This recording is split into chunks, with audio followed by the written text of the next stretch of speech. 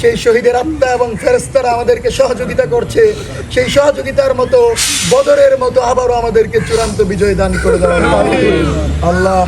এই মাটিতে যেই শহীদ শরীফ ওসমান হাদি শুয়ে আছেন, সেই শরীফ ওসমান হাদির যে সৈনিকেরা আজও বাংলার জমিনে একটা ইনসাফ, একটা ন্যূনতম ইনসাফের রাষ্ট্র প্রতিষ্ঠার লড়াই করছে আল্লাহ, সেই সৈনিকদেরকে তুমি তোমার রহমতের চাদরে, নিরাপত্তার চাদরে আবৃত করে দাও আল্লাহ।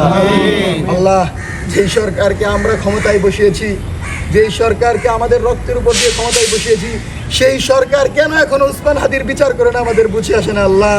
এই সরকারের প্রত্যেকটা মন্ত্রী, প্রধানমন্ত্রী তারেক রহমানকে সেই বুঝটা দিয়ে দাও আল্লাহ। আল্লাহ, আমরা এটা বিশ্বাস করি, ওসমান হাদির হত্যাকাণ্ডের বিচার ছাড়া এই বাংলাদেশে কোনোভাবেই স্বাধীন সার্বভৌম ইনসাফের বাংলাদেশ প্রতিষ্ঠিত হওয়া সম্ভব না আল্লাহ।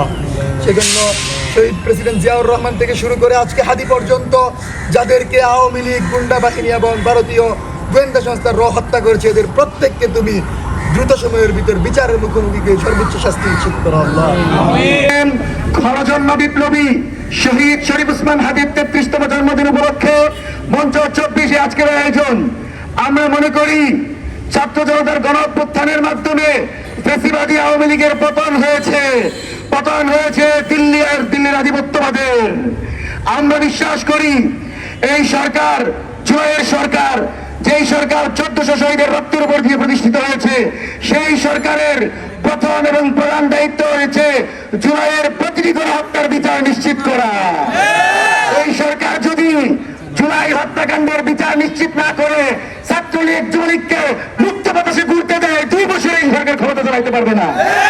সুতরাং এই সরকারকে ক্ষমতায় থাকতে হলে যে কোনো মূল্যে আওয়ামী জঙ্গি গোষ্ঠীকে সর্বোচ্চ বিচারের মাধ্যমে হাসিনা কামালের ফাঁসির দড়িতে ঝুলাতে হবে এবং হাসিনা কামালের ফাঁসি নিশ্চিত করে আওয়ামী লীগের প্রত্যেকটি নেতা কর্মীর বিচার সম্পন্ন করার পর এই সরকার আগামী 5 বছর ভারসাম্যপূর্ণ রাজনৈতিক পরিবেশ নিশ্চিত করতে পারে আমরা মনে করি।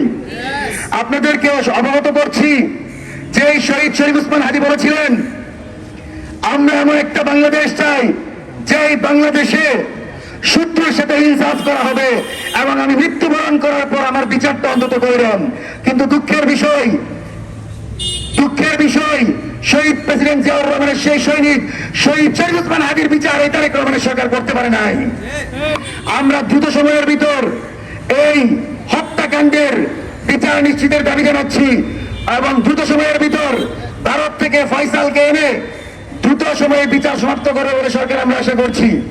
আমরা আজকের এই জায়গা থেকে স্পষ্টভাবে জানিয়ে দিতে চাই, শাপলা, পিলখানা, মোদি বিরোধী আন্দোলনে যারা বাংলাদেশের কামার কুমার জেলে চাষের উপর আক্রমণ করেছিল, সেই সন্ত্রাসী বাহিনীদের বিচার ছাড়া বিএনপি সরকারের কোনো সমর্থন নাই।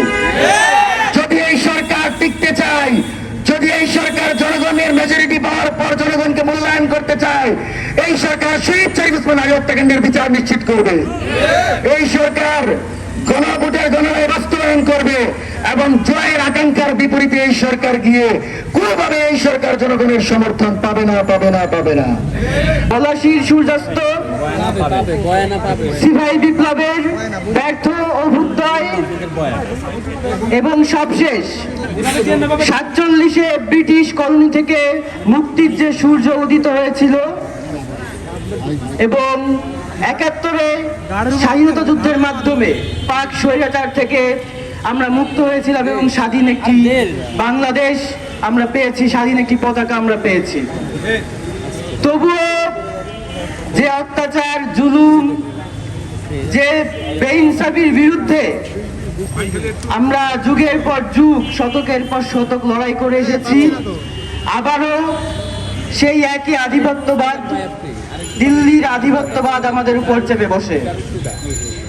দিল্লি আধিপত্যবাদের চাপিয়ে দেওয়া দীর্ঘ 17 বছরের খুনি হাসিনার শাসনামল থেকে এই জুলাইয়ে আমরা 36শে জুলাই যে গণ অভ্যুত্থানের মাধ্যমে বিজয় অর্জন করেছি, তা আমাদের ইতিহাসে একটি অবিস্মরণীয় অধ্যায়।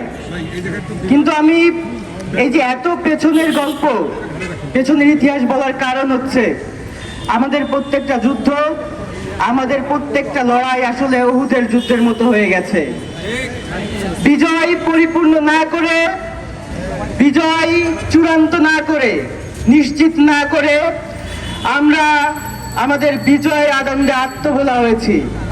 আমরা বিজয়ের আনন্দে কার ক্রেডিট কতটুকু, কার সম্পদের ভাগ কতটুকু তা কারাকারি নিয়ে ব্যস্ত হয়েছি, যার ফলে আমাদের 47 ব্যর্থ হয়েছে, 71 ব্যর্থ হয়েছে এবং জুলাইও ব্যর্থতায় পর্যবসিত হওয়ার দিকে।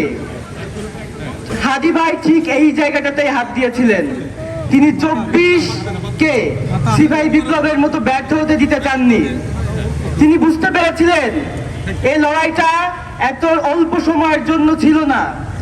এই জুলাই অনেক দীর্ঘ, এই লড়াই অনেক দীর্ঘ।